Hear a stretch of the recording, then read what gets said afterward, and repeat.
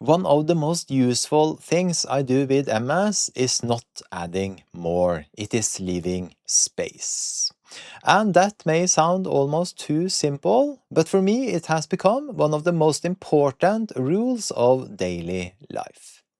Because I used to think a good day was a full day, a packed day, a productive day, a day where every hour had a job. But MS has taught me something different. If I fill my day to 100%, then I have no room for reality. No room for fatigue, no room for brain fog, no room for a headache, no room for something taking longer than expected. No room for the body suddenly saying, yeah, we are not doing that today. And that is a dangerous way to live. Because when you already have limited energy, a packed day does not make you strong. It makes you fragile. One small thing goes wrong and suddenly the whole day starts to collapse. So now I try to leave space. Not because I'm lazy, not because I do not care, not because I have given up, but because space protects me. Space gives the day a buffer, a little room to breathe, a little room to adjust, a little room to recover before everything turns into overload. And this is something I wish I understood much earlier. Rest is not the only kind of recovery. Sometimes recovery is not filling every gap. Not saying yes to everything, not turning every small window of time into another task, not treating every free minute like it has to be used. Because free space is not wasted space. Sometimes free space is what makes the rest of the day possible. And for me, this is especially important with cognitive fatigue. Because the brain can get expensive fast.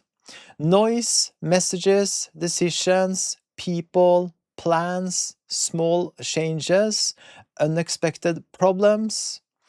Each thing may look small from the outside, but inside everything costs something.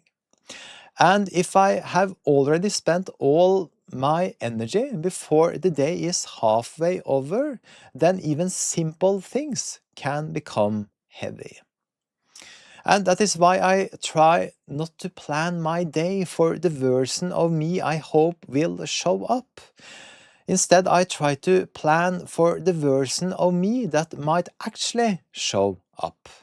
The tired version, the foggy version, the version that needs more time, the version that can still do good things, but not if the whole day is built like a trap. And honestly, this is not very dramatic. It is not some big motivational speech. It is just very practical. I just leave space between things. I try not to stack too much. I keep some routines simple. I reduce unnecessary input. I try to stop problems while they still are small. Because with MS, the goal is not to prove how much I can survive.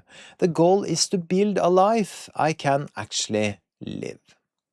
And sometimes that means doing less on purpose. So the things that matter most can still happen. The walk, the rowing, the family, the work that feels meaningful. The moments where I can actually be present. That is what space gives me. Not a perfect life, not unlimited energy, but a better chance, a more stable day, a little more control in a body and brain that are not always predictable. So yes, I leave space in my day, not because space is empty, but because space is support. And with MS, support matters.